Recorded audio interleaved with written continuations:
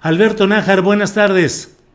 Hola Julio, buenas tardes. Buenas tardes Arturo, Juan y quienes nos acompañan este miércoles. Bien, gracias. Arturo Cano, buenas tardes. Buenas tardes, Julio, y felicidades. Un año de Sí, producciones cuando, por lo que hay, con lo que hay. este espacio tuyo, pero que compartimos porque amablemente nos invitas a un espacio para el ejercicio libre del periodismo. Gracias, gracias, Felicidades, felicidades, Julio, se me pasa así. gracias. Yo no me felicito ni a mí en mis cumpleaños, perdón, No, pero sí, a mí también se me olvida, pero Arturo Cano es memorioso. Gracias, Arturo. Gracias, Alberto. Juan Becerra Costa, buenas tardes.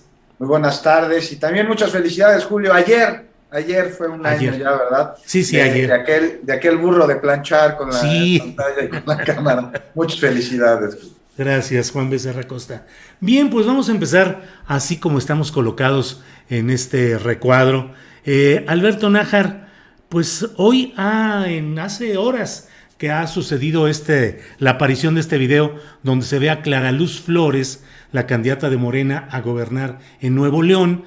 Se le ve en una plática de 1 hora 20 minutos con Keith Raniere, hablando, preguntando sobre el populismo, sobre cómo gobernar, cuando ella misma, aquí en este mismo canal de YouTube, había dicho que no, que ella no conocía ni Nexium, ni a Keith Raniere, ni a nadie, que ella solo conocía gente de Monterrey que había ido a esos cursos.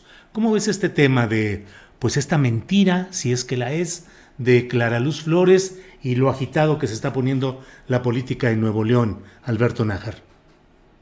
pues mira, ¿habría alguna forma de establecer o de justificar ese señalamiento de que no conocía a este polémico personaje que está condenado a 120 años de cárcel en Estados Unidos por una serie de abusos tremendos, esclavitud sexual, pornografía infantil, abuso de menores y lo que gusten y manden?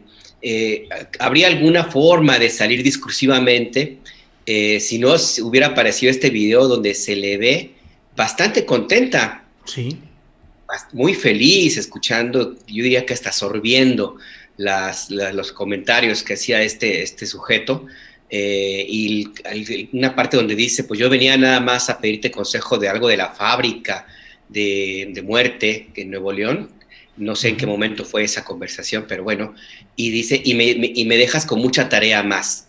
Esa familiaridad, esa forma como se llevó la conversación, pues cierra cualquier, como te digo, de posibilidad de que discursivamente pudiera decir, pues es que a mí me invitaron o bueno, me lo presentaron, yo no sabía quién era, etcétera.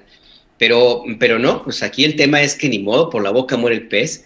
El tema aquí es que no sé hasta qué punto esto pudiera repercutir en su campaña electoral, seguramente que bastante, porque se va a aprovechar mucho este asunto, por varias razones. Una, por quién es el personaje, porque todo lo que mancha, todo lo que implica, todo lo que hay que recordar, la idea que nunca fue desmentida por completo de que Emiliano Salinas Ocelli estableció una especie como de acuerdo con este sujeto para, pues no sé si como dirían en alguna caricatura, para conquistar México, para establecer una élite gobernante. El caso está en que todo lo que toca este personaje de Keith Raniere, pues todo lo mancha y ahora le tocó a Clara Luz Flores. He visto algunas encuestas, está muy cercana al otro contendiente de la coalición del PRI-PRD, Adrián Adrián de la Garza, sí. Exactamente, las encuestas de la más generosa le da 4 puntos arriba, que son básicamente el margen de error de cualquier sondeo. Entonces, pues aquí la posibilidad de que efectivamente camine en caballo de Hacienda, como se mencionaba hace unas semanas de esa candidatura, pues empieza a desmoronarse, a caerse de la silla. Aquí es muy lamentable la mentira que incurrió esta candidata. Es más lamentable todavía la decisión del partido que la postuló y del presidente de Morena de haber insistido en la postulación a pesar de todas las críticas que hubo.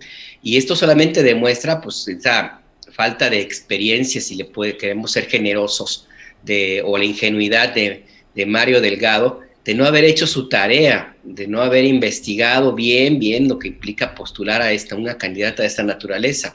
Porque si le sumamos este video de ahora al pasado priista, que todavía hasta hace unos meses la tenía muy agarrada a esta candidata, las declaraciones de su marido en el sentido de que ella es popular por él mismo, y el escenario en el cual se está moviendo Nuevo León y el resto del país, pues yo no sé si esto va a salir muy caro. Por lo pronto le está saliendo carísimo a Clara Luz Flores y también a Mario Delgado. Esto me parece que es una llamada de atención para que se revisen las otras candidaturas y eventualmente también hacer una revisión muy crítica del empecinamiento de postular al que sea con tal de que te garantice votos.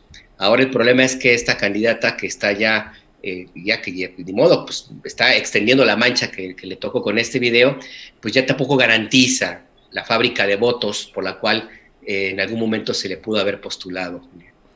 Bien, Alberto, gracias. Arturo Cano, pues el tema en general pues de Clara Luz Flores, Kit Ranier, y preguntarte, luego hay quienes creen que los escándalos duran un poco y luego hace que suba la popularidad de esos que hacen escándalos. Ahí está el caso del senador Samuel García, que le apuesta al escándalo tras escándalo.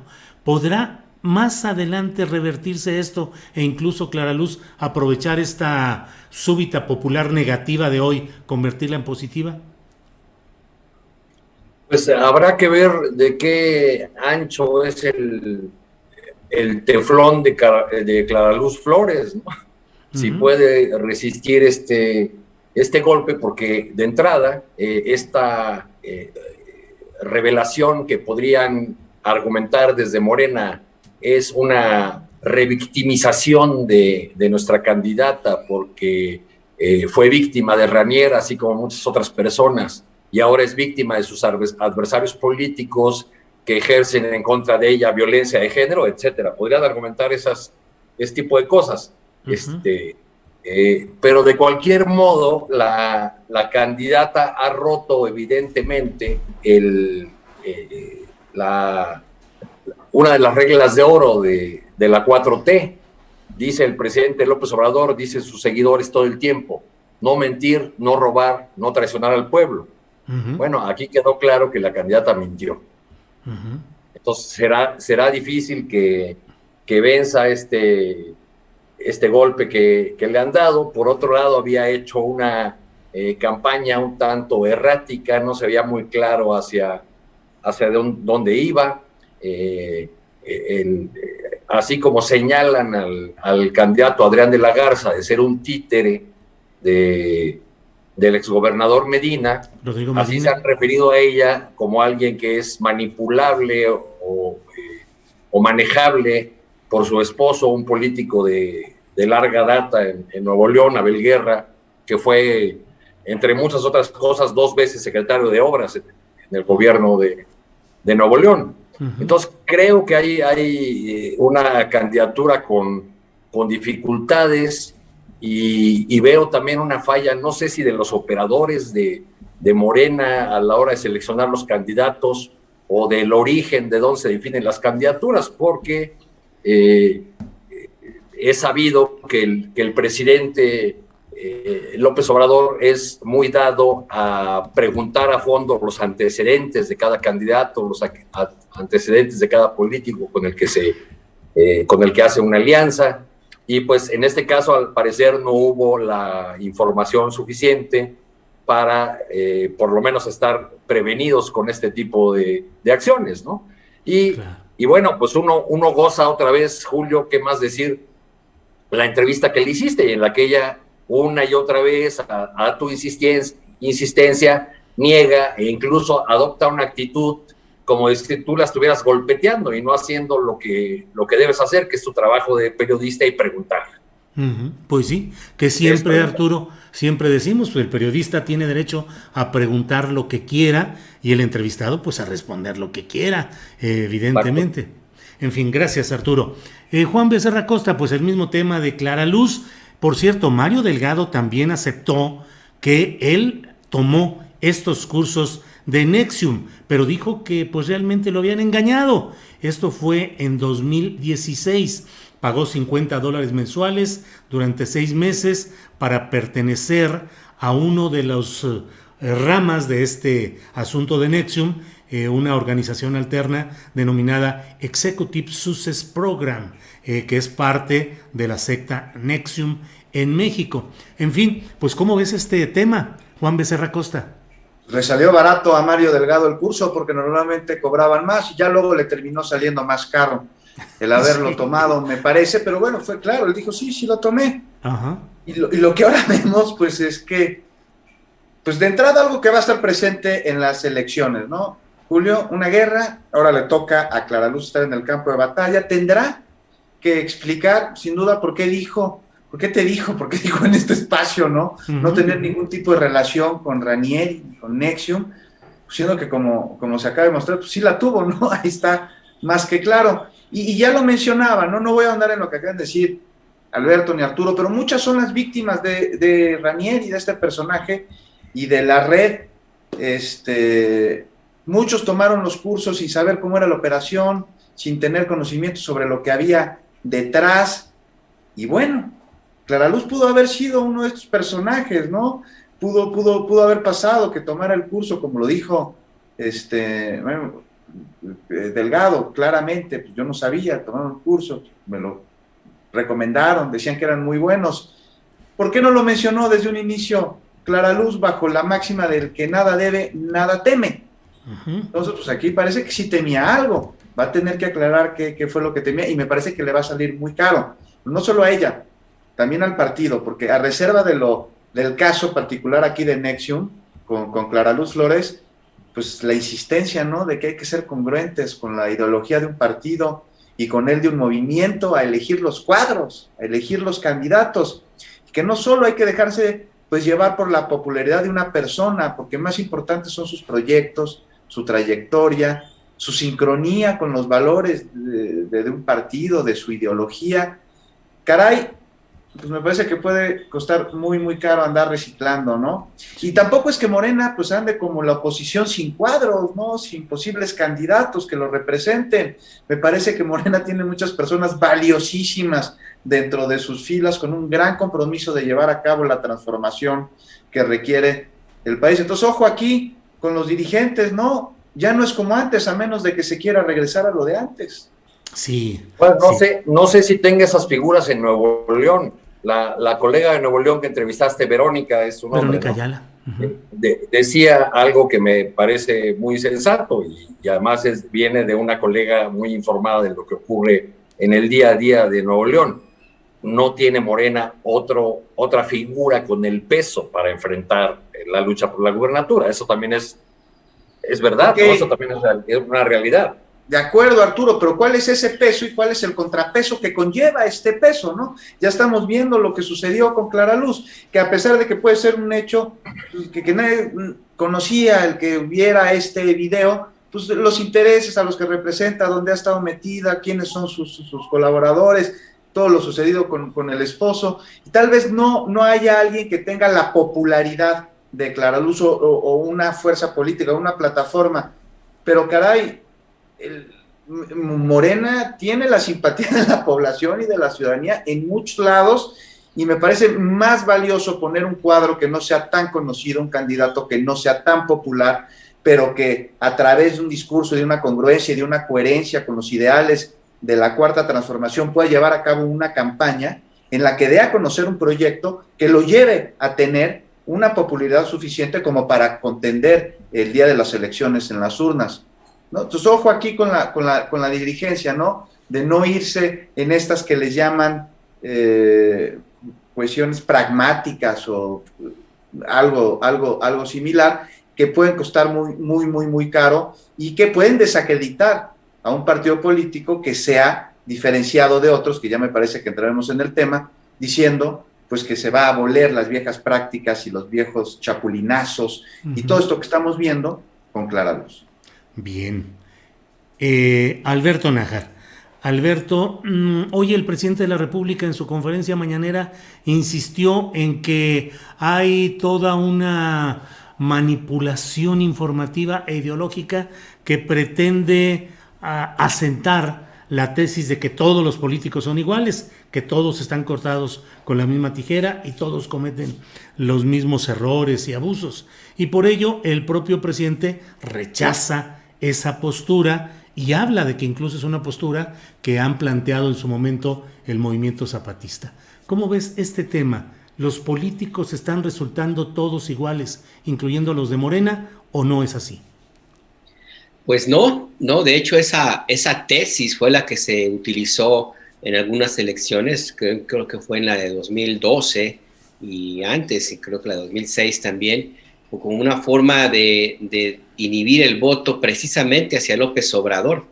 Y también en algún momento, no recuerdo muy bien la fecha, en la época, cuando se dio esa famosa ley Televisa, esa discusión, donde los voceros de Televisa y Azteca y de la televisión abierta, muy concretamente, pues se dedicaron a hacer una enorme campaña para tratar de decir que los políticos eran todos corruptos, que no valía la pena votar por nadie. Se sumaron a esta estrategia inclusive de llamar al no voto, creo que hasta se vistieron de blanco algunos académicos que ahora están metidos en muchos problemas por sus posiciones clasistas. Recuerdo, por ejemplo, a algunos del ITAM y cosas así, para no personalizar. Entonces, esto no es nuevo. Esta idea de que los políticos son todos iguales, pues sí, ya tiene rato. Que ahora se pretenda equiparar, pues no me sorprende para nada. Vienen nuevas elecciones y yo, cuando te digo que no creo que todos los políticos sean iguales, no me estoy refiriendo a Mario Delgado ni a gente dentro de Morena, ni mucho menos a los otros partidos coaligados en una cosa medio bizarra ahí, los que se robaron. Yo no voy a cansarme de recordarle que se robaron el logo de Pinochet por alguna razón para representarse.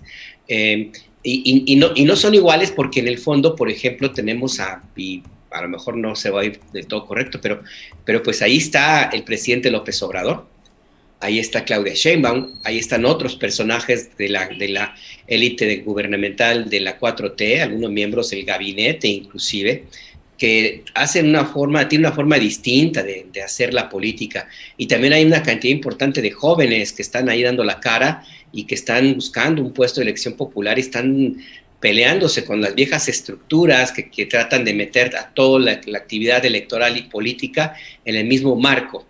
Entonces, no, nada más por eso yo creo que no es así, que todos son iguales. Ahora, el que el EZLN lo haya planteado tampoco es nuevo, es una tesis que tiene ya mucho tiempo.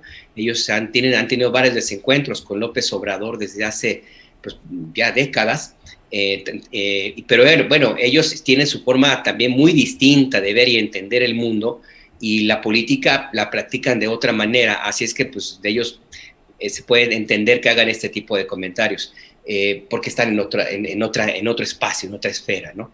Pero yo no creo que todos sean iguales, y yo creo que sería conveniente que lo reflexionemos, porque esa es la tesis de quienes quieren que no se vote, de quienes quieren que no haya alternativas. Y si esa tesis hubiera fructificado, yo creo que no habría ya, el presidente López Obrador, por ejemplo, no estaría en el gobierno, por decir algo. Claro. Bien, Alberto, gracias. Arturo Cano, ¿qué opinas de este tema? Todos los políticos son iguales, y particularmente la postura ya añeja, pero reiterada, sostenida, del zapatismo en esta misma línea.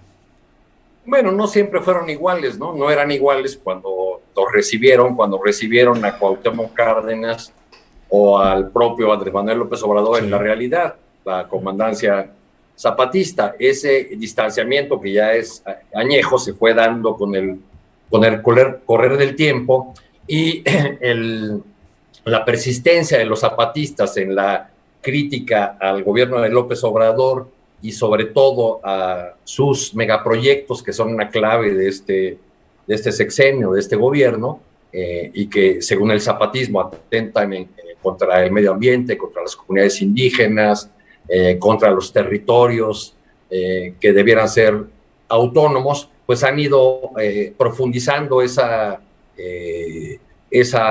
brecha, ese abismo, digamos ya, porque el zapatismo fue muy rudo con el candidato López Obrador en 2006, en 2019 llamó a este proceso la cuarta aniquilación, y por el lado del morenismo, del obradorismo, ha habido respuestas sensatas, que le dan un lugar al zapatismo en el concierto político, que reconocen la representatividad que tiene este movimiento, sobre todo de muchísimas comunidades indígenas en el país, pero también hay otra vertiente en el obradorismo que se cuelga a la teoría de la conspiración y que habla de que el zapatismo no es otra cosa sino un engendro del salinismo, etcétera. Cosas que ya hacen irreconciliable cualquier tipo de acercamiento entre estas dos fuerzas, que yo creo que comparten más de las cosas que podrían dividirlas, ¿no? Pero ya en el camino, digamos, en la ruta electoral, lo novedoso es que el presidente retome algunos argumentos y califique al zapatismo como una fuerza adversaria que además se inmovilizó o sospechosamente no se movilizó durante los sexenios panistas. Entonces eso parece ser que se va a agudizar esa contradicción entre ambas expresiones de la política nacional. Gracias, Arturo. Sobre este mismo tema, Juan Becerra Costa, de los políticos, si todos son iguales, y la postura del zapatismo en este tema. Pues todos son iguales, Julio, no todos son iguales. Mira, en 2015 y luego en 2018, Morena mostró una opción distinta por primera vez en años, porque sí parece que los partidos políticos pues es exactamente lo mismo, ¿no? Y eso apareció durante muchos años. Y el que ganara Morena las elecciones sí mostró además diferencias, cambios y el inicio de una transformación. Entonces, ¿qué te parece si partimos de ello? ¿No?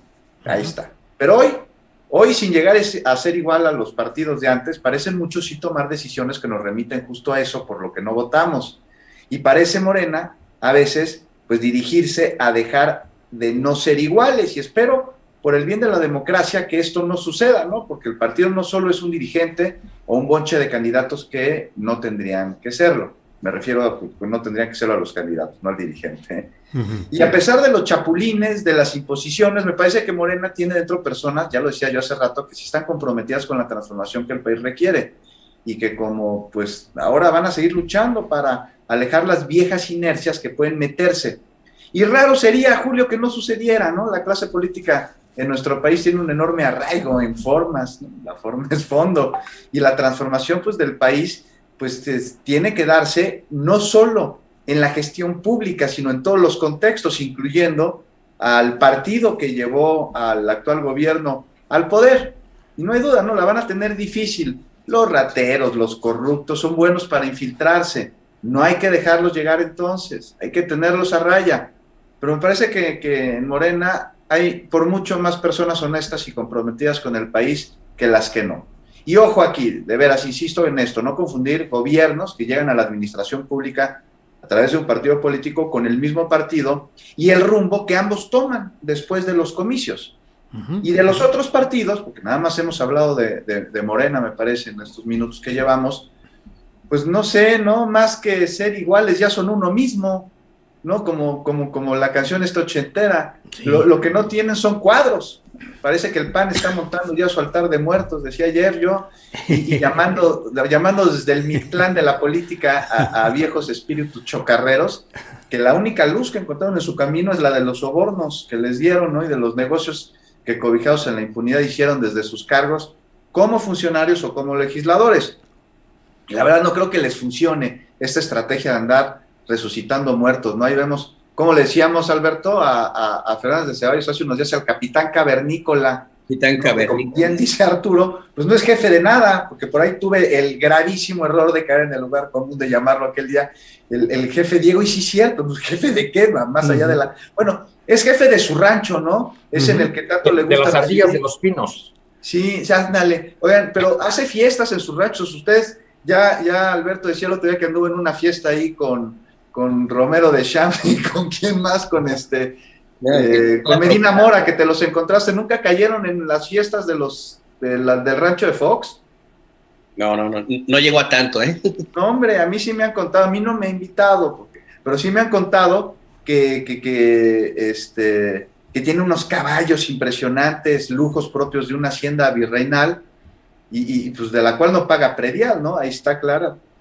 Ese es Diego Fernández de Bayo, al que están resucitando. Y a otro es un poco más torpe que Lázaro, ¿no? Otro resucitado, que es Santiago Krill, que ahora invita a una lucha, ¿no? De la cual se quiere nombrar líder para una lucha para un mejor país, ¿no? Ya en su cuenta de Twitter parece ser un instrumento de precampaña, y esta publique y publique, ¿no? Que sus satisfacciones son escuchar a los jóvenes y que buscan un diálogo. Esos nuevos personajes de la oposición me hacen pensar en que una acusación fundamental de los opositores al presidente López Obrador es que nos quiere regresar al pasado.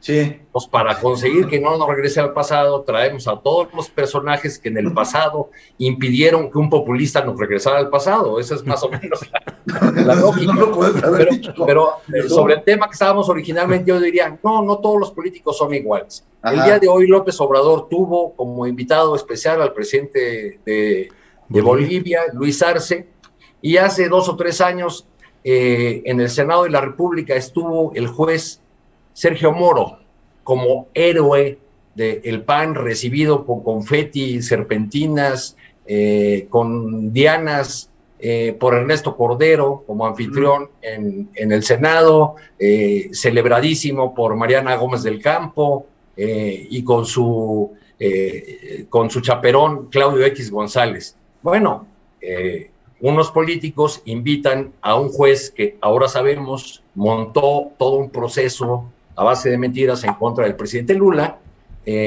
y otro político, digamos, invita a Dilma Rousseff a Lula, mientras ellos invitan a Sergio Moro, que es el ministro de Justicia de Bolsonaro, ¿no? No todos los políticos son iguales. No, sin duda, no todos son iguales y no todos los tiempos son los mismos. Y ya para acabar, ¿no? El PAN, pues no solo está resucitando a sus muertos, sino a los de la tienda de enfrente, ¿no? Con la que ya se hizo una fusión. ¿Recuerdan ustedes en 2018 el festejo del PRD por su aniversario? Ese partido nacido tras lo sucedido en el 88, aquel fraude, la caída del sistema, de ese rompimiento, nació dentro del PRI como repudio a Salinas de Gortari como candidato, porque ya se sabía cuál era el camino que iba a tomar, ¿no? El de la desestatización de los recursos de la nación, de las empresas que los manejan. Bueno, este festejo de 2018, de este partido de izquierda que surge, el Frente Democrático Nacional, estuvo encabezado por Ricardo Anaya, ¿no? De la ultraderecha. Como lo he venido diciendo, esto ya es promiscuidad, ¿no? Es ausencia por completo de ideología partidista, y es algo que estamos viendo hoy ya en una especie de normalización. Y me asombró, la verdad, no sé por qué me asombró, pero sí me asombró ver la justificación de Belauzarán diciendo que es de izquierda, pero que muy contento se va de candidato con el PAN. Ajá. Y sí, de veras, no sé por qué me extrañó, porque es totalmente coherente con el discurso de esta pseudoizquierda progre. Sí. Por supuesto, con la derecha hipócrita, ¿no? Y está lleno el PAN de perros que después de haber sido corridos de la carnicería buscan hueso en la panadería. Y ahí ya eso lo dije y lo repito, ¿no? Y estamos viendo un retroceso, como bien dices, Arturo, a 1946, cuando el Partido Nacional Revolucionario se volvió institucional, justo ahí. Pues es que estamos ante la paradoja de que los únicos congruentes en términos de partido van a terminar siendo los priistas, porque estos son una caterva de pillos y así han sido siempre, y no han pretendido de ninguna otra manera quitarse la careta como otros. Claro, tienen cara de honestos, de corruptos, todos. Uh-huh. Bien.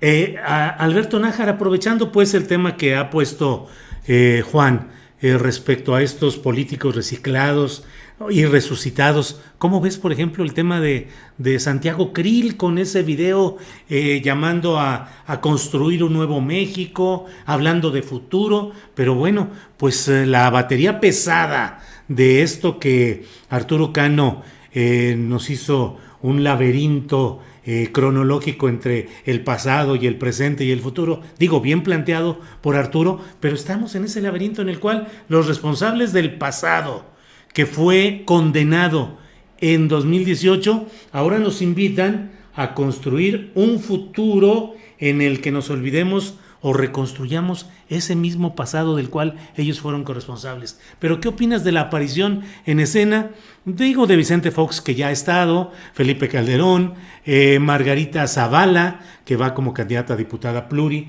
y de mayoría, y bueno, las apariciones de Santiago Krill y de Diego Fernández de Ceballos? Yo escribía hace poco una columna en pie de página para hablar sobre el capitán cavernícola. Uh-huh.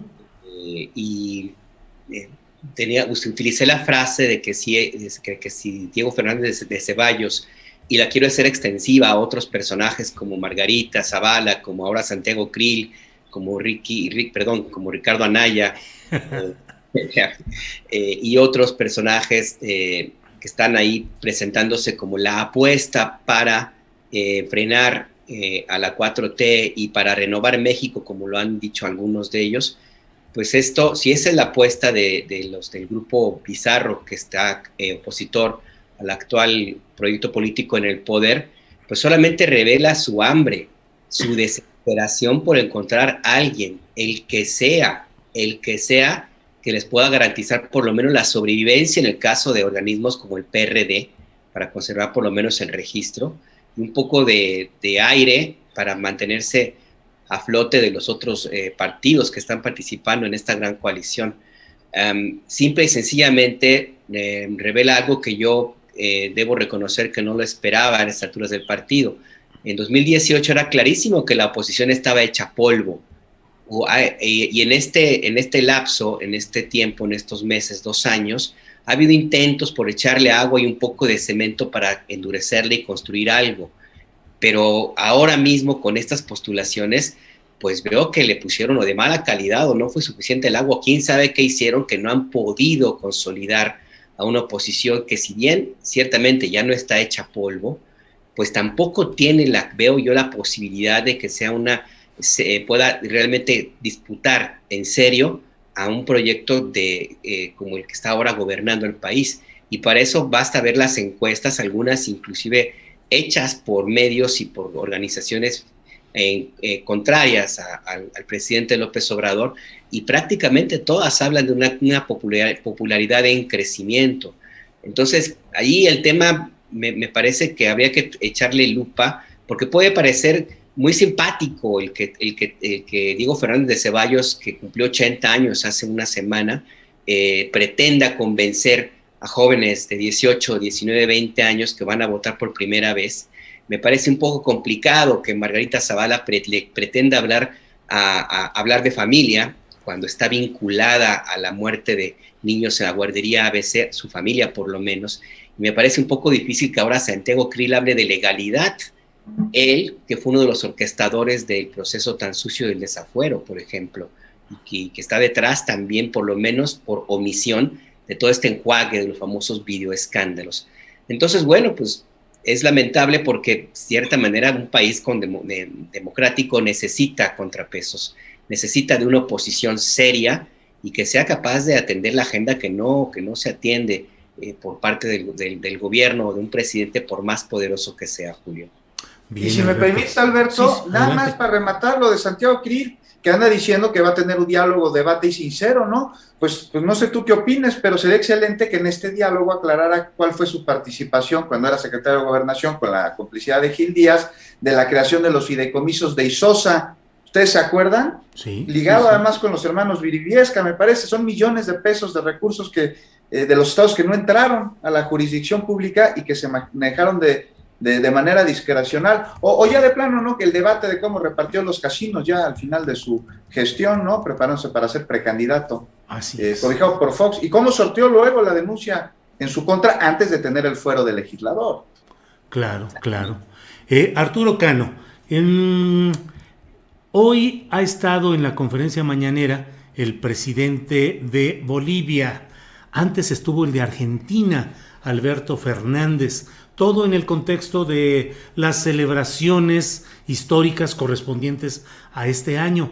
Pero te pregunto más allá de ello, Arturo Cano, ¿el presidente de México se estará convirtiendo en un punto de referencia, en un nucleador de los gobiernos progresistas latinoamericanos que van al alza en estos momentos reconstituyendo lo que hubo años atrás en los que había una predominancia de gobiernos progresistas en Latinoamérica. ¿Crees que México y el presidente López Obrador puedan estar siendo ese eje, imán o núcleo de esos gobiernos progresistas?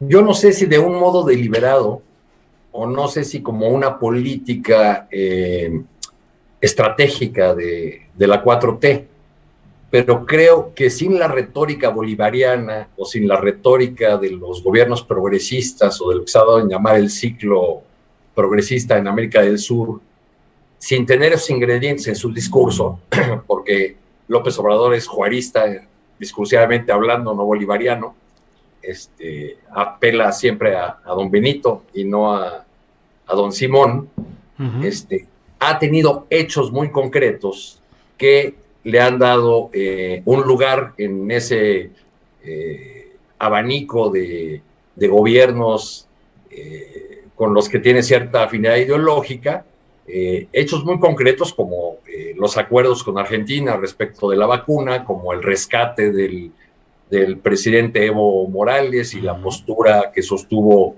durante el tiempo que duró el golpismo en el poder en Bolivia, incluyendo el refugio en la Embajada de México en La Paz de una buena parte o de una parte importante de exministros del presidente Morales. Entonces yo creo que con estos hechos sumados a los acuerdos o la intención de colaborar al desarrollo de Centroamérica, en los hechos, sin tener esta carga, digamos, discursiva que han tenido otros personajes en la América Latina reciente, sí se ha convertido en un referente y podía llegar, de decidirlo más adelante, a encabezar un frente que incluso podría llegar, como se dio en algún momento en el pasado, a negociar asuntos económicos o geopolíticos con Estados Unidos.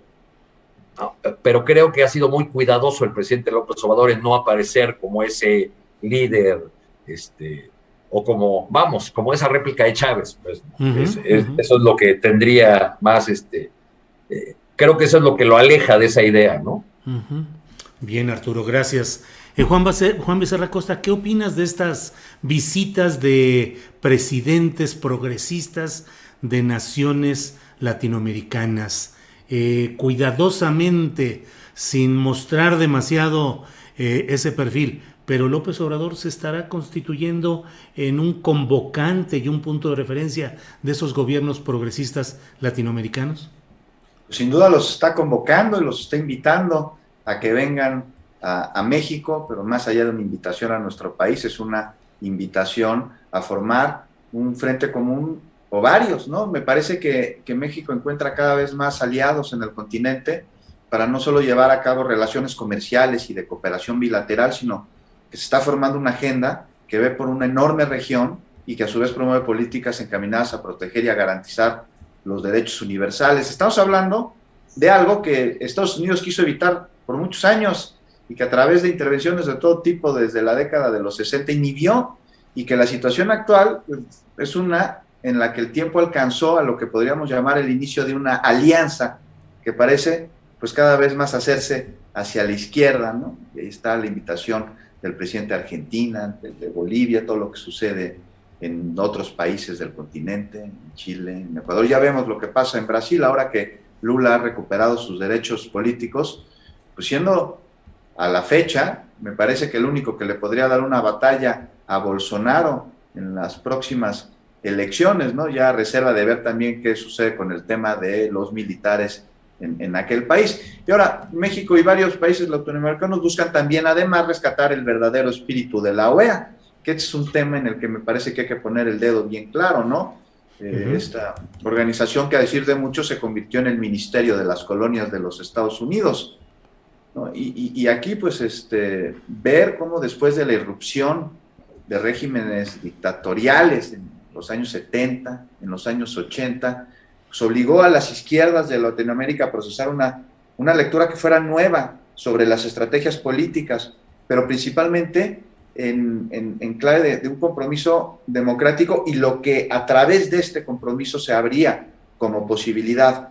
¿no? Y entonces, después del ciclo de los dictadores, del fracaso de las opciones insurgentes, pues empujó a las izquierdas a asumir con mayor fuerza la vía electoral. Y en esta nueva etapa, que no hay duda que hay clarísimas diferencias entre los países, se organiza un debate que es muy, muy complejo y con el que se hace un pacto ético basado ahora sí que en las bases sociales, con las masas de quienes durante décadas han sido desposeídos, con el pueblo, con los excluidos, en los que se busca pues alejarlos de una problemática nacional de entrada y luego de una problemática mundial, continental.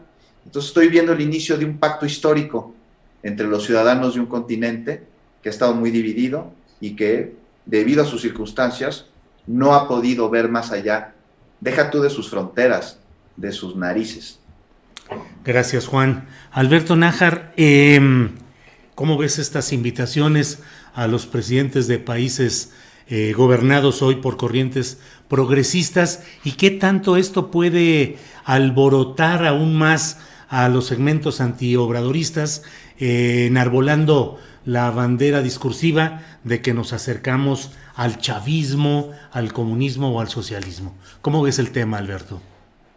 Pues esa bandera ya la rompieron de tanto agitarla. Sí.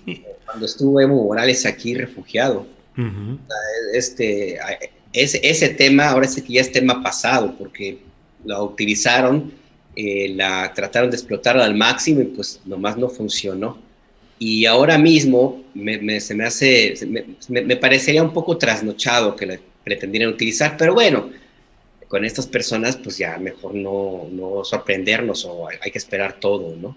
Y en ese sentido, a mí me parece que es importante recordar uno de los temas y ejes estratégicos de la política exterior del entonces presidente electo, Andrés Manuel López Obrador, cuando él planteó claramente que su gobierno iba a mirar al sur, iba a, sin dejar de desatender el norte, como es la relación con Estados Unidos, iba a restablecer esas relaciones que en los gobiernos, desde con Carlos Salinas de Gortari, se rompieron.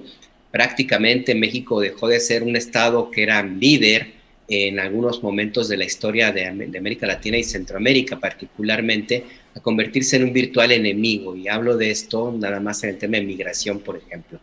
Entonces el presidente López Obrador, pues desde hace rato dijo que iba a mirar hacia el sur, y lo está haciendo de esta manera. Ha coincidido con que su elección, con la cantidad de votos y el respaldo popular que tuvo, fue como un empujoncito para que en otros países también se diera abriera la puerta a gobiernos considerados más progresistas, como fue el caso de Argentina, y la decisión que me pareció también muy relevante y que en su momento tendrá que evaluarse en términos de historia, de sacar de una muerte segura a Evo Morales, pues todo eso nos habla de señales, de gestos que sí están de una u otra manera justificando el que en otros lugares del continente de América Latina empiecen a ver a López Obrador como un líder.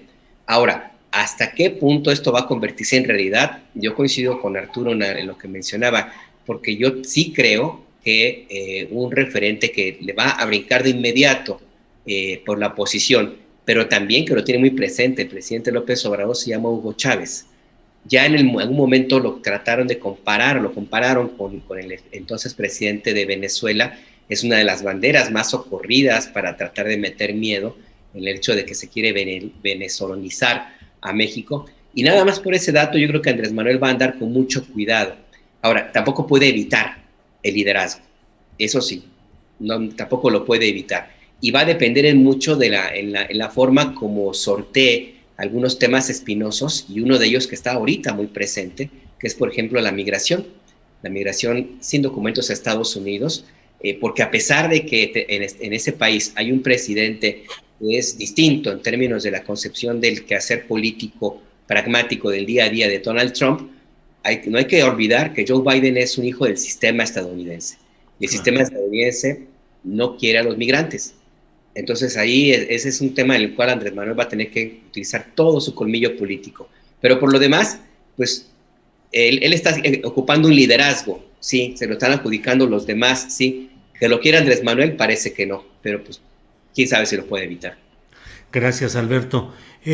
Arturo Cano, la presencia del presidente de Bolivia ha permitido que él declare y hable acerca de que detrás del golpe de Estado que se dio contra Evo Morales estuvieron los intereses de Tesla, de esta empresa de Musk, y que en el fondo pues es la batalla por el litio y las concesiones en México. Se ha hablado incluso de la posibilidad en México de nacionalizar el litio. ¿Cómo ves este tema, que no solamente es técnico o productivo, sino de implicaciones políticas, creo que importantes, Arturo? Cuando esta mañana se planteó el tema en la mañanera y después de escuchar las respuestas del presidente de Bolivia y lo que comentó el presidente López Obrador, lo que me quedó claro es que nos hace falta un enorme debate nacional y decisiones muy fuertes sobre el tema de la minería, porque sigue siendo una cuenta pendiente. De acuerdo, y el presidente mismo lo ha recordado una y otra vez, concesionaron enormes porciones del territorio. Hay muchas empresas que no cumplen con las leyes mexicanas. Los modelos de contratación o de concesión les permiten muchas ventajas fiscales e incluso dejar ganancias mínimas en comparación con otros países. El presidente López Obrador retoma los temas, habla de que han devuelto concesiones. No hay información más sólida al respecto. Espero que en los próximos días den información más sólida de qué porcentaje de concesiones se han devuelto, en fin. Pero son temas abiertos por la violencia que en las comunidades donde están presentes las mineras generan, por la contaminación y devastación en algunos casos. Son temas que no hemos resuelto, que merecen atención y que por las urgencias, primero de su propio proyecto y luego de la pandemia, creo que el gobierno de la 4T no ha abordado a fondo el asunto de la minería tampoco. El tema del litio viene a recordarnos la urgencia de atender ese asunto, porque se trata de un mineral muy codiciado en el mundo, en este mundo de las nuevas tecnologías, pero creo que todavía no escuchamos un plan consistente o completo o integral de parte de este gobierno que no tenga que ver con paguen impuestos, ¿no? Lo cual está muy bien. Así es como este gobierno, sin reforma fiscal, ha logrado recuperar muchísimos recursos, sobre todo de grandes consorcios que no pagaban. Bien, Arturo, gracias. Sobre este tema, Juan Becerra Costa, ¿qué opinas sobre este tema del litio en México, de la voracidad de transnacionales sobre él y qué hacer con el litio mexicano? Pues, ¿qué tal ha tomado ímpetu el litio, no? Ya se le dice el oro blanco, el oro del futuro. Y bueno, pues es un tema que tiene que ser muy bien analizado, muy bien llevado a cabo. No olvidemos que ya hay concesiones en México con larguísima duración. Me parece que por lo menos hay 10 con una duración de 50 años para explorar y para explotar y sacar del país. El litio se entregaron las primeras, pues no es casualidad decirlo, como siempre, en el gobierno de Felipe Calderón, en el año 2010, y quedaron en manos estas, me parece una empresa canadiense, que a su vez creó una serie de empresas en México, que son las que tuvieron los permisos. Entonces, pues sí, ya lo decía tú, el presidente de Bolivia dejó muy en claro, ¿no? Hoy en la mañanera, el objetivo económico del golpe de Estado a Evo Morales fue precisamente el control del litio. Hay un triángulo en Bolivia, Argentina, con esta zona, en donde hay unos yacimientos riquísimos de este metal, que es fundamental para la fabricación de baterías. Todos los dispositivos que tenemos ahora, o por lo menos los buenos, pues tienen sus baterías de litio y además se considera pues algo ya esencial en la industria automotriz, porque pues, los coches van a tener baterías, acumuladores en el futuro. Entonces, pues sí, ya lo dijo el presidente, se va a revisar las concesiones otorgadas para la extracción de litio y la explotación de este metal, pues lo que tiene que hacer es generar beneficios para el Estado. y que no suceda lo que ha sucedido con las riquezas, con los recursos de nuestro país, parte de ellos, gran parte, que pues históricamente han sido saqueados, ¿no? Desde la conquista, y después, ¿qué tal? Lo decía el presidente, en el periodo neoliberal se saqueó más en México de lo que se saqueó durante los años en los que fue un virreinato. Y ya nada más para recordar aquí a Víctor Manuel Toledo, ¿no? En julio del año pasado dijo que es el nuevo petróleo e hizo un llamado a nacionalizar, algo que se tiene que analizar muy bien y que pues, para nada me parece descabellado. Gracias, Juan Becerra Costa. Alberto Nájar, pues el mismo tema, el litio en México. El propio presidente López Obrador, el 3 de marzo, declaró, lo estoy leyendo en una nota de Milenio, que la Secretaría de Economía está realizando un análisis para nacionalizar el litio en México. ¿Cómo ves esta posibilidad de nacionalizar el litio y el ruido político que en la derecha generaría un acto así, Alberto Nájar? El ruido, el escándalo. Sí.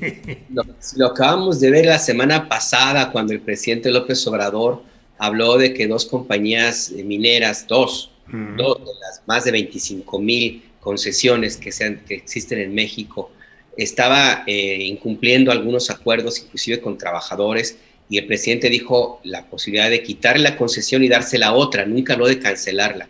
Bueno, pues en los medios tradicionales se hizo un escandalazo con una enorme manipulación, porque todos, como en nado sincronizado, decían Andrés Manuel, el presidente, va a retirar, cancelar, quitar las concesiones mineras, lo cual va en sentido totalmente contrario a lo que ha sido su discurso durante 2 años, porque el presidente ha sido muy cauteloso en ese aspecto, porque creo que entiende el tamaño del monstruo al cual va a desafiar, porque lo que dijo el presidente de Bolivia ahora en la mañana me parece muy revelador de quiénes son esos monstruos, esas compañías mineras.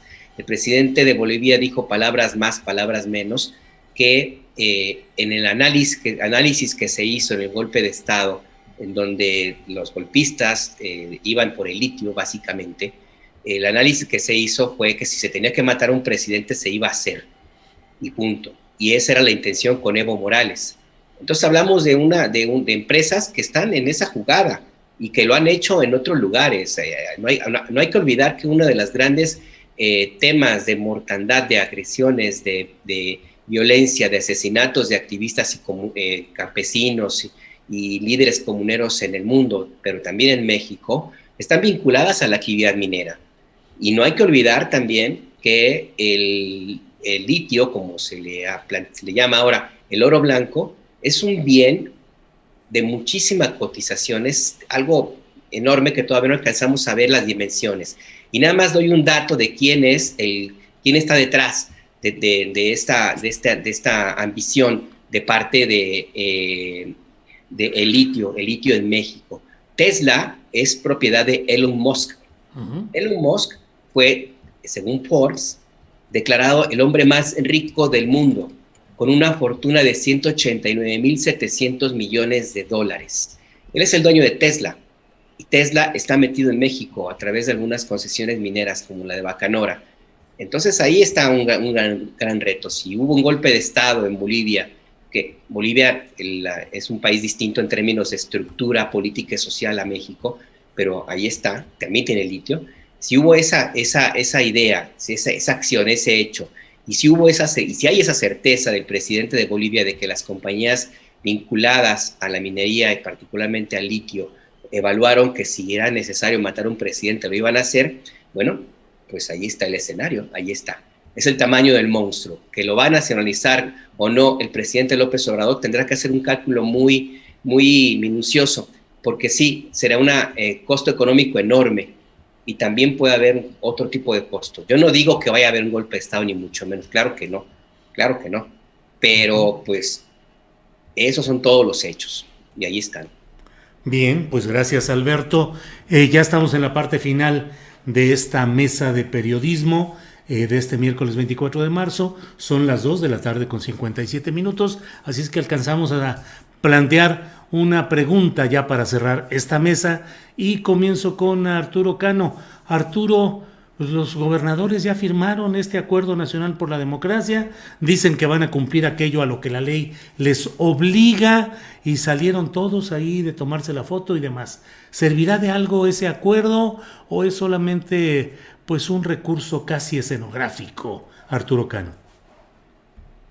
Pues quizá más bien se buscaba ver quién se oponía a firmarlo, ¿verdad? O quién no acudía. ¿Quiénes no acudían? No solamente el gobernador de Sinaloa, el de Jalisco, y algunos lo firmaron, pero salieron a hacer chacota después de la firma, como ¿cómo se llama esta anomalía de nuestra democracia que está en Nuevo León? El Bronco, le dicen. El Bronco, creo. Jaime Rodríguez Calderón. Que dijo que él nada más había venido a pasearse, o Silvano Aureoles desestimando el acuerdo. Yo creo que son dos cosas. Una es una muestra de la fortaleza política del presidente López Obrador, que con todas las protestas, con todos los berrinches, con todos los frentes de gobernadores que salen en su contra, los sigue convocando y los hace firmar un documento en los términos que él plantea. Y dos, ¿cómo se vería aquel que se negase a firmar que va a cumplir la ley, ¿no? Entonces, bueno, pues por eso firman. Un poco sabe este tipo de acuerdos, pues aquellos que vienen desde la época de Miguel de la Madrid, ¿no? Los famosos pactos, vamos a cumplir o vamos a acordar, en este caso, el cumplimiento de la ley, y por cierto, una ley que ha endurecido las penas para castigar prácticas de fraude electoral. Yo creo que al menos en lo que percibo, el interés público que ha despertado esta firma, pues ha sido muy, muy escaso. Y creo que ahí va a quedar. Así es. Arturo, gracias. Juan Becerra Costa, ¿qué opinas sobre ese Acuerdo Nacional por la Democracia y la postura de los gobernadores? Fíjate que coincido con lo que acaba de decir Arturo sobre el interés público, sobre este tema. Y aquí hay que preguntarnos por qué, siendo de primera importancia. Y de entrada, el manejo no de todos, pero de la gran parte, de la gran mayoría de los medios de comunicación le han dado un tratamiento politiquerísimo a este asunto. Hay que buscar nada más, ahí los invito a que se metan a Google a decir en qué consiste el Acuerdo por la Democracia, cuáles son sus puntos, y va a ser muy, muy complicado poderlo encontrar, por lo menos de manera rápida, porque lo que viene es exactamente lo que acaba de decir Arturo, que si se vino a pasear, que si el otro está de vacaciones, que si va y lo firma, pero saliendo lo critica, y que muestra sin duda una gran fuerza política del presidente López Obrador, que a través de este poder de convocatoria, pues se muestra, ¿no? Y bueno, pues el Acuerdo por la Democracia es un exhorto a los gobernadores que no intervengan, que no apoyen a ningún candidato, sin importar de qué partido sean, que no se utilice el presupuesto público con fines electorales. Si hay entrega de dinero del crimen organizado, pues denunciarlo.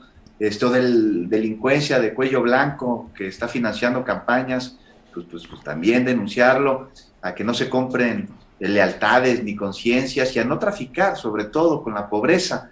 Esto que campaña con campaña se hace, a no salopar tramposos y al mapacheo, ¿no? Al mapacheo electoral, el acarreo, el relleno de más. Y bueno, pues aquí me parece que es un acuerdo muy valioso, que es un acuerdo que se tiene que respetar y que ahí está precisamente el reto, porque pues muchos de los que lo firmaron pues, tienen nexos con el crimen organizado, clarísimos, están siendo investigados, están señalados de haber cometido un sinfín de desastres en épocas de elecciones, de estar inmiscuidos en los gates, que ya son muchísimos. Entonces, pues aquí el punto verdaderamente importante es echar un ojo y que se abra el debate y que se reconozca la existencia de las relaciones del crimen organizado con distintos candidatos, la violencia, los homicidios a los candidatos, los mapaches, y con este pacto no solo se abre el debate, sino este reconocimiento a viejas prácticas antidemocráticas y criminales que vienen, pues muchas desde el mismo centro del poder, desde los gobiernos estatales. Importante, ¿no?, que el pacto sea mucho más que un compromiso avalado por la palabra de pues, a algunos que no se les cree ni pío. Y también aquí, pues abre una vez más la necesidad de que exista un árbitro electoral que que sea eficiente y que no tenga intereses particulares. Y qué bueno que hay un pacto, ahora que se cumpla, ¿no? Ahora que se cumpla, y en caso de que no se cumpla, pues que existan medidas legales para quienes vulneren la democracia en nuestro país. Gracias, Juan Becerra. Y bueno, toca cerrar la mesa de este día. Alberto Nájar, ¿qué opinas sobre este tema del que estamos hablando, Alberto? Coincido con lo que mencionaba Arturo, que más bien la apuesta era ver quién no firmaba. Uh-huh. Y coincido porque a mí me ha extrañado esta tranquilidad con la que últimos días, semanas han estado los gobernadores, inclusive los llamados rebeldes o aliancistas.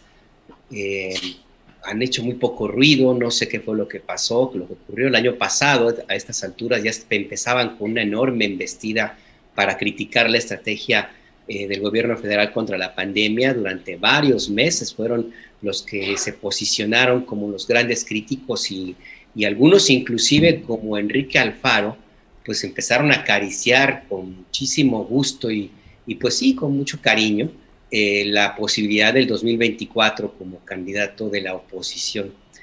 Y ahorita pues los veo muy calladitos, los veo muy en silencio. Creo que soplaron unos aires tamaulipecos por ahí, ¿no? Un norte. Un norte por ahí de Tamaulipas. Sí. Les cayó mal la carne tan pequeña, exactamente. Esa puede ser una, o puede ser la otra, de que a los bravos, los más aguerridos, los más bragados, pues se les descarriló el caballo. Digo, pienso en Javier Corral, por ejemplo, ¿no? Que pues, finalmente el candidato que quería poner no fue, y quién sabe cómo le vaya en la próxima elección. Y pienso en Enrique Alfaro, que se le ha hecho bolas, se le engrudo durísimo con el tema de vacunas. Pues tú lo habrás visto allí, Julio. Sí.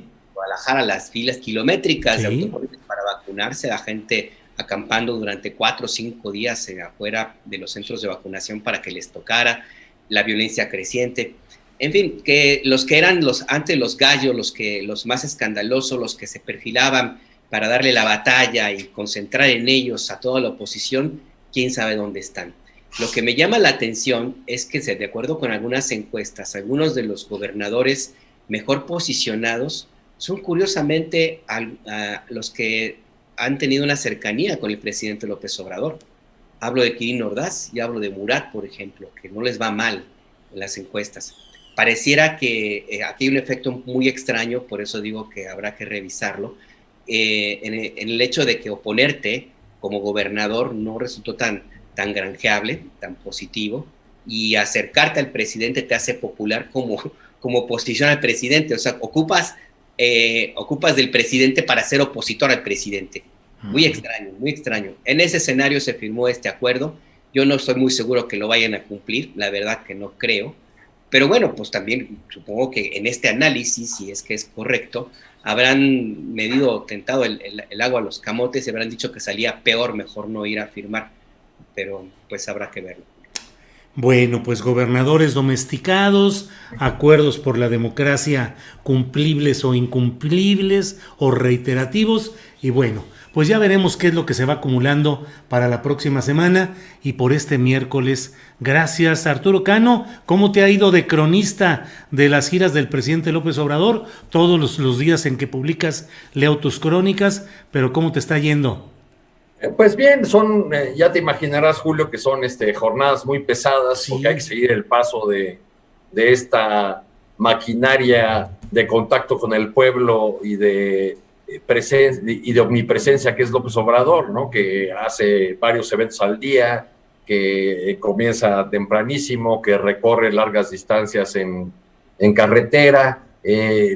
Una parte de la gira que fue muy interesante fue su recorrido por la Sierra Norte de Oaxaca.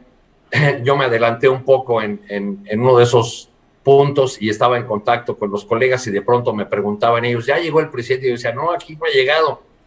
Y ellos tampoco le podían seguir la pista hasta que lo alcanzaron, porque se dieron cuenta que la caravana del presidente había comenzado a hacer paradas porque la gente lo esperaba a la vera del camino. Uh-huh. Ese es el México que está en contacto con López Obrador y al que no entienden ni le hablan las oposiciones que ahora están tratando de volver al ruedo con figuras blancas y barbadas. Oye, Es Arturo, el México que no entienden, ¿no? Arturo, pásale el tip a Ricardo Anaya. Pues sí. Bien, pues Arturo Cano publicando crónicas de estas giras del presidente López Obrador en La Jornada. Yo las leo siempre que está una crónica de Arturo, ahí la leo, invito a leerlas. Gracias, Arturo, Gracias. por este. Gracias, Julio. Hasta luego. Gracias A todos. Juan Becerra Costa, gracias. ¿Y cómo va Canal 21 con mucha programación, con muchos invitados? ¿Cómo van por allá, Juan? Pues muy contentos y trabajando muchísimo, Julio, en efecto, con mucha programación nueva, con un programa nuevo con Fernanda Tapia en las mañanas, está bien divertido, los invito a que lo vean, está buenísimo, es un programa de revista como no se ha visto antes, de veras que le dio la vuelta a este género que está como muy encasillado en algo muy, muy frívolo y todo. No, hombre, ahí en Capital 21 es un programa buenísimo en la mañana, y pues con mi compañera Azul Alzaga, pues en las noches con el noticiario, siempre con mesas de debate, siempre con análisis muy plurales, y pues con mucho trabajo. Le digo que sería muy aburrido vivir en Suiza donde no pasa nada, aquí pasa de todo, Julio. ¿A qué hora es el noticiero en Canal 21, Juan? A las 9 de la noche, de lunes a viernes, de 9 a 10. Poquito antes también tenemos un programa de cultura, sobre cultura de la capital, de la Ciudad de México, y pues sí, yo los invito a que le pushen a Capital 21. Muy bien, Juan, muchas gracias por esta ocasión, gracias. Gracias. Hasta luego. Alberto Nájar, gracias. ¿Cómo les va en Momentum, en Rompeviento, que están rompiendo marcas con mucha audiencia y con programación muy interesante? Momentum, ¿cómo les está yendo, Alberto? Pues muy bien, hasta ahora vamos muy bien. Estamos haciendo una apuesta por informar, como es el caso de tu espacio, Julio, por echarle la mirada a donde no se le había visto durante mucho tiempo y tratar un poco, con alguna frecuencia lo digo, de desintoxicarnos de décadas de la televisión y los informativos y de toda esa cosa que se veía en Azteca y en Televisa, prejuicios, discriminación, racismo, mentiras. Pues le estamos dando una mirada, al igual como te digo, como mis compañeros, a ese otro México que ahí está, y que no quiero decir que necesitaba ser contado, porque tiene sus propias formas de contarse, pero que siempre, nunca está de más que lo veamos y que compartamos lo que sucede, temas que pueden parecer chiquitos, pero que de pronto tienen una dimensión muy importante porque están tan cercanos a todos nosotros que justo por eso tal vez se perdieron de vista durante mucho tiempo. Así que pues ahí vamos. Ojalá un día, Adriana, tú, Arturo, Juan, pues podamos organizar algo por ahí. Sería muy interesante que estuviéramos todos, no sé si todos en blanco y negro, pero sería muy... Y con corbata. Bueno, yo sí me ando poniendo corbatas y me invitas, Alberto, y mira que no me encanta eso de andarme poniendo corbata. Oye, Julio, perdóname, abusando de tu generosidad, se me olvidó hablar sobre los programas de barra de opinión de Capital 21 después del noticiario. ¿Viene? Me cae que están re buenos temas que tienen relacionados con lo que no vemos con Ana Francis Moore, que es un análisis político al que tú ya has sido invitado en un par de veces, por lo menos, ya me ha tocado verte, y temas de economía pues, aterrizados para la población, con Víctor Aramburu, temas de feminismo, pero vistos no desde un sector de la población nada más que detiene el avance o incluso la participación de otros, sino una visión muy general, muy grande, muy bien aterrizada, también todos los días después del noticiario, a las 10 de la noche. Bien, muchas gracias. Momentum, ¿de qué hora es, Nájar? Mira, empezamos cuando termina la conferencia mañanera. A veces nos ha tocado que le termina una hora antes, entonces imagínate la corredera para acomodar todo. Pero generalmente a las 9. 9, 9 y 5, dependiendo de los temas que se aborden, y terminamos a las 12, a veces 12:30. Muy bien. Bueno, pues muchas gracias a los tres y espero que nos veamos el próximo miércoles. Gracias. Gracias.